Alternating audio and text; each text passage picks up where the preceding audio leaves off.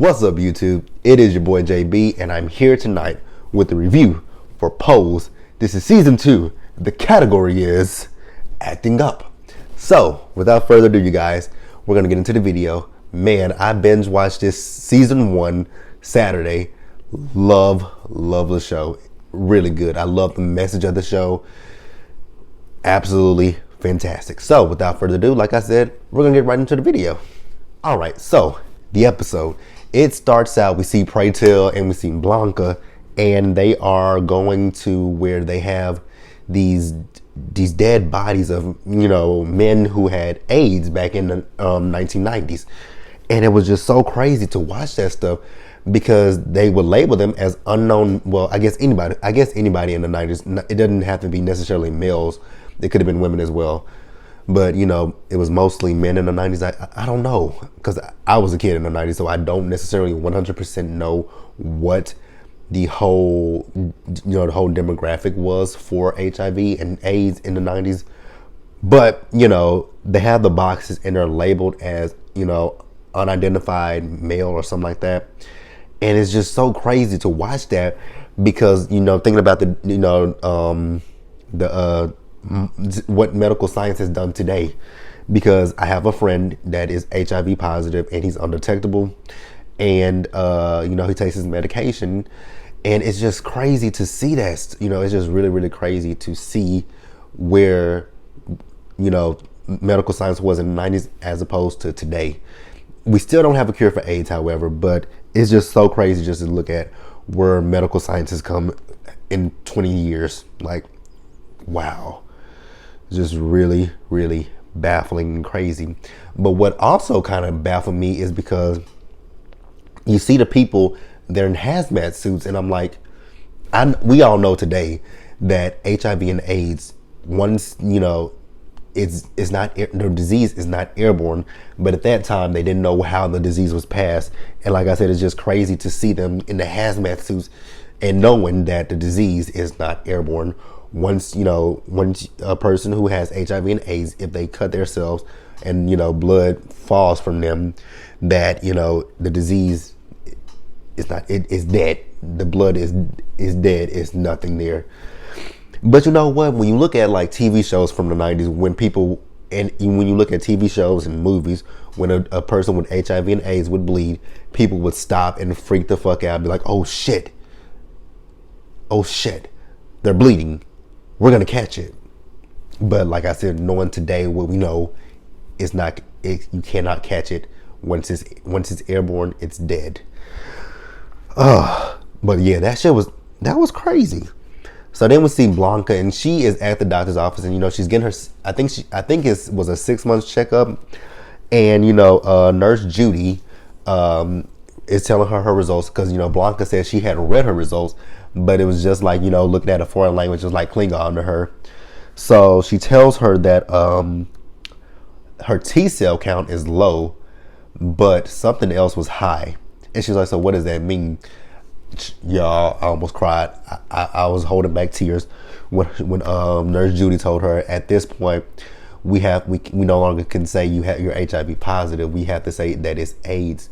And I'm like, oh God, no. So then Nurse Judy, she has the medication that she wants Blanca to take, and Blanca's like, well, with these pharmaceutical companies, all they want is money, and I ain't got no money, so what am I supposed to do?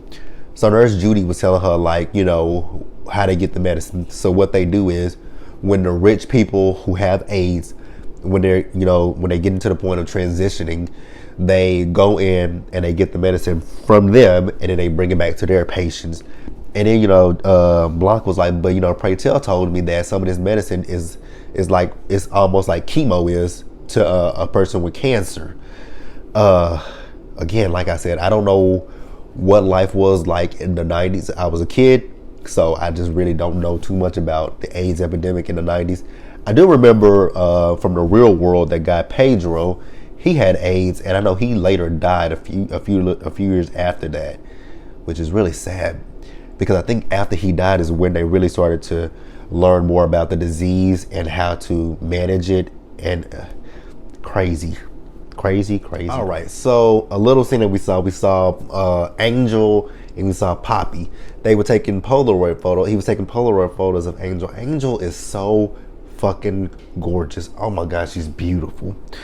So then we at the ball, and I noticed that Blanca was talking to Lulu and Candy. I'm like, wait a minute, when the hell did we start talking to those two? Like, did I miss something? Like, when we start talking to them? But now Blanca is on this whole thing about Madonna, with the Vogan, and how she thinks that when Madonna doing this, that it'll be a breakthrough for the culture. And I'm like, hate to tell you, people, they appropriate they appropriate the gay culture, the African American culture, and they make it look popular.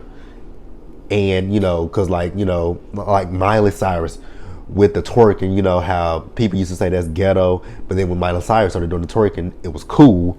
And then with the Kardashians with the wearing the cornrows, again, ghetto. But when they did it, oh yes, bitch, they doing that.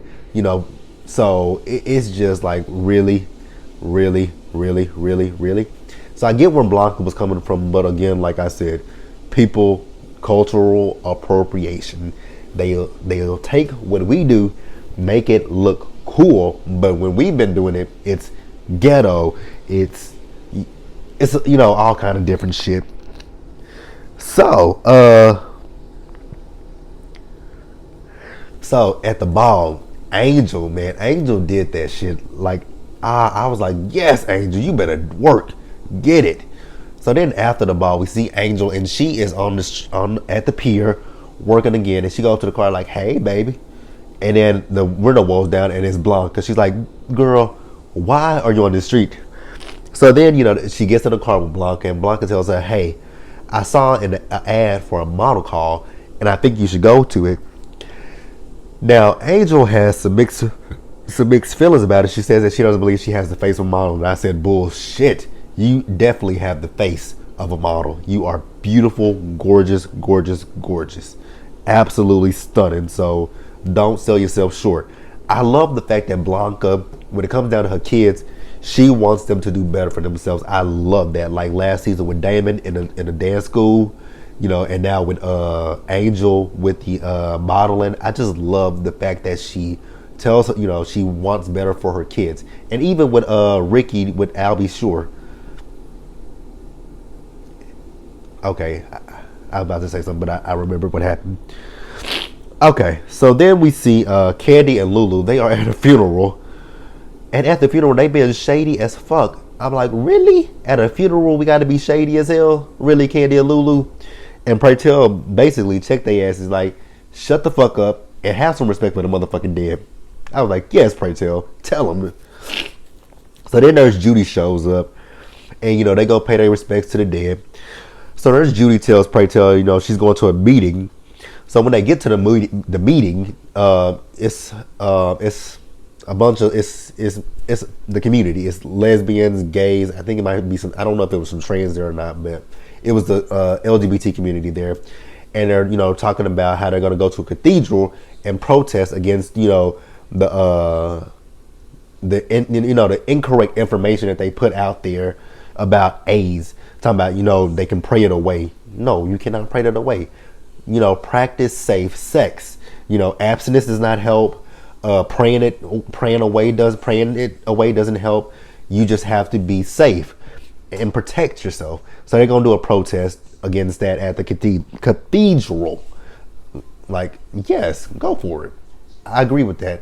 Like, fight them. Fight back. I couldn't understand what they were saying, what they were chanting, and I'm not going to try to repeat what they were chanting, but they were chanting something and I couldn't understand. All right, so then we got Angel. She goes to her model call.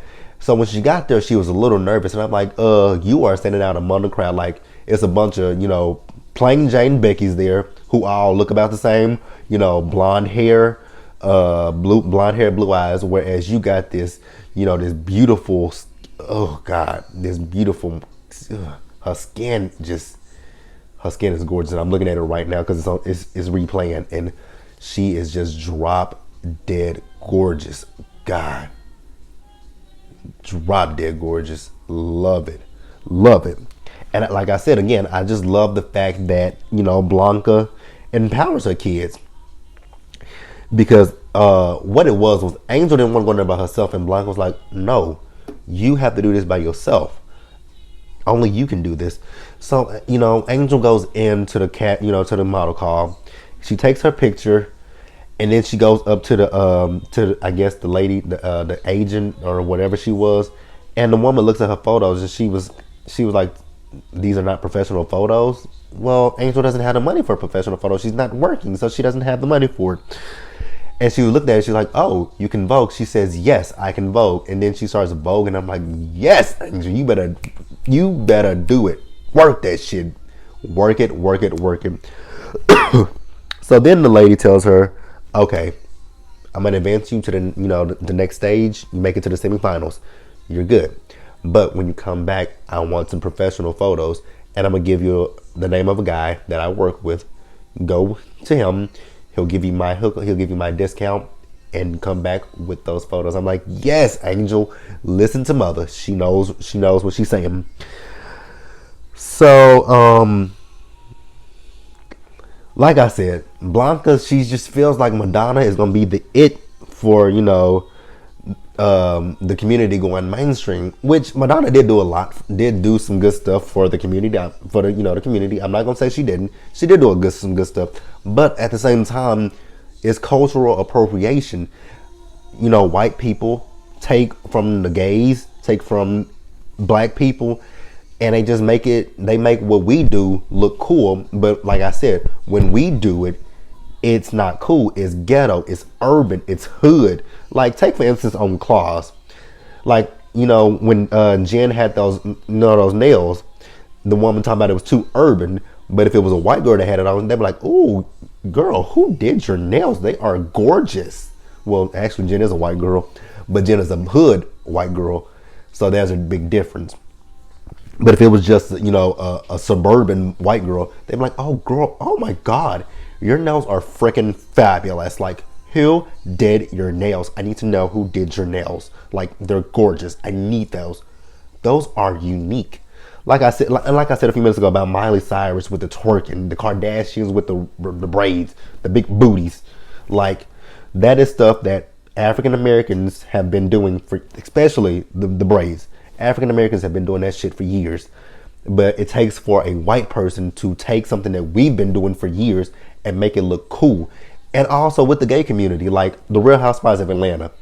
You know how they took the gay lingo, shade, read, shade, read, what else is it? You shade and you shady, that's a read. Judies, the good Judies, the good Judies, all that stuff that the housewives say, they took that from the gay community and they made it theirs, and it became popular because of them. So it's just a tit for tat. Well, I ain't gonna say tit for tat, but it's just like, people don't want it to be cool when it comes from a certain community, but then when other people take it and start using it, that's when it becomes cool, the it thing. Let's do this, let's do that. Like, I really do hate that shit, to be quite honest with you. All right, and actually, Pray Tell said just what I said. I'm like, yes, I'm glad somebody said that shit. So then, Blanca like I said, I just love how Blanca is with her kids. She just wants them all to do good for themselves. She wants them to hustle, to make a name for themselves, and I love that. So then we see Miss Electra. She shows up bad, bougie as ever, but still living with Blanca and late as fuck. I'm like, Electra girl, how you gonna still be bougie? And well, I think she's broke. I think she's still broke. I don't know. She's still working her job, but you still bougie for no reason. But I like Electra. She's that bitch. She is that bitch. So Blanca says that they are going to the protest, and Electra's like, girl, count me all the way out. She's like, non-negotiable, bitch.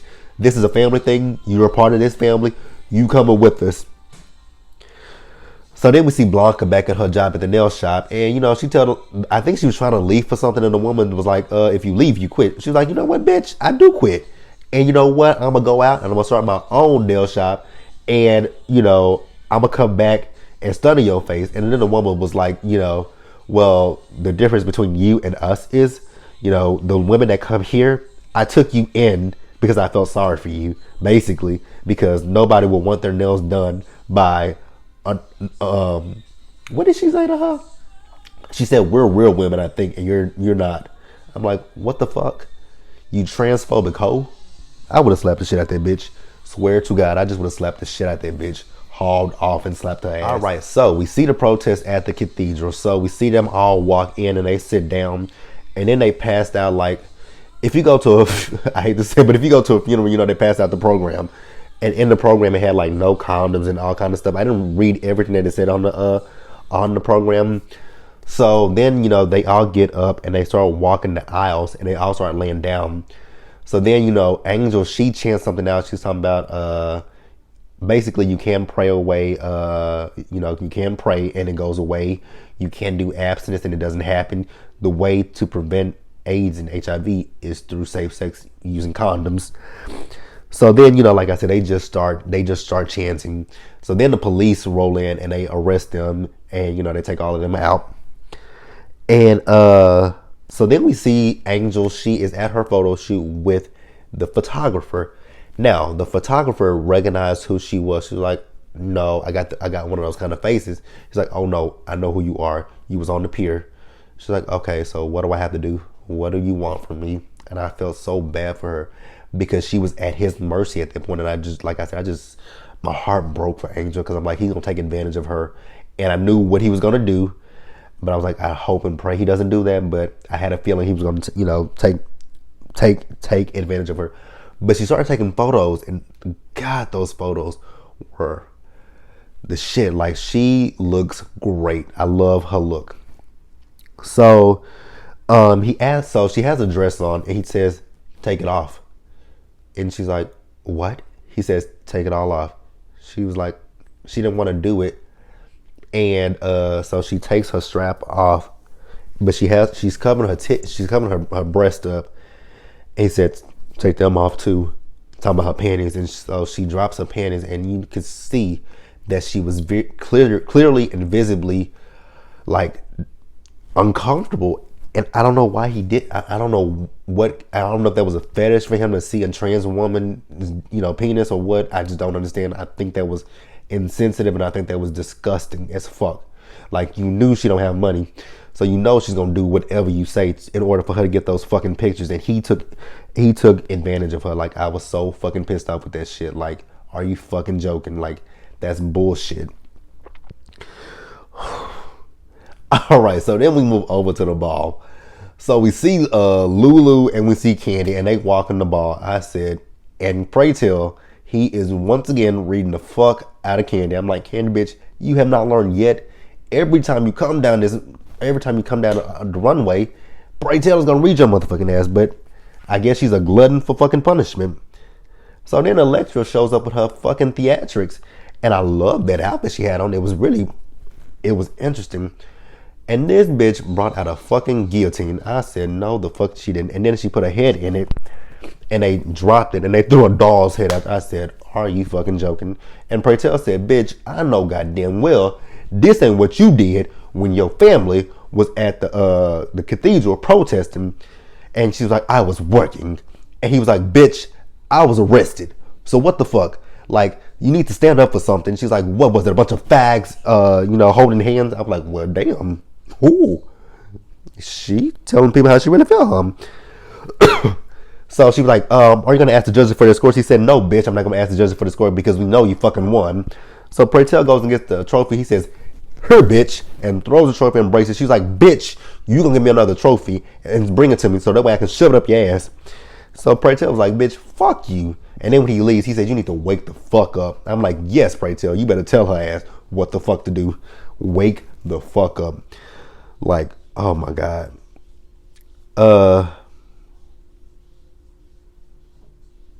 Okay, so we see Angel. She was at the ball, and she did her thing.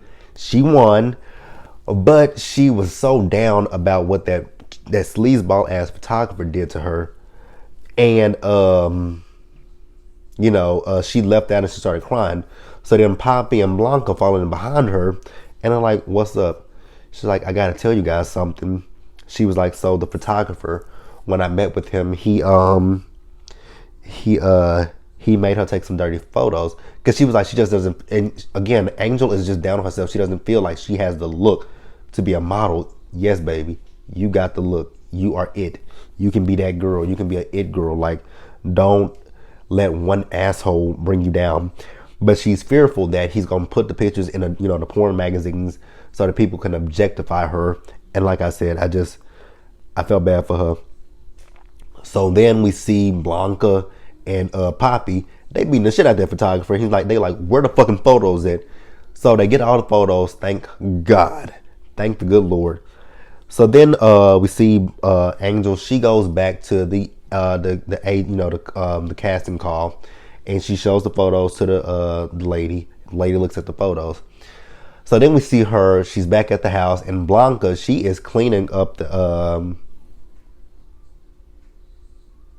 she's cleaning up the bathroom, and Angel's like, mother, yeah, that floor ain't dirty, bitch. Like, what you cleaning? So then Blanca tells her that her T cell count is low, and so then Angel gives her some good news to uplift her. She tells her, I made the top 10. I'm like, yes, that's my girl. You made the top 10. So then they having Friday dinner. Electra, bitch, she shows up late. And they like, what the fuck, girl? Like, why? And then, Blanc was like, well, bitch, you don't even pay your half of the rent this month. She's like, none of these other freeloading motherfuckers have either. She said, none of these motherfuckers got jobs. So what the fuck? That doesn't add up. So then she, Electra is just rude as fuck. So, she just ended up saying, you know what, bitch, I don't want to be an indentured servant for the rest of my life, so I'm out of this bitch. And then we see her, she goes, and she's going to join the house of, what is Lulu's in-house name again? I forgot. But she's joining Lulu and Candy. I'm like, oh, so the bitches that went against you last season, you gonna join their house. Okay, Electra, if you say so. But you guys, that was the season premiere of Pose. Like the video, leave your comments, subscribe to my channel, and I will see you guys later.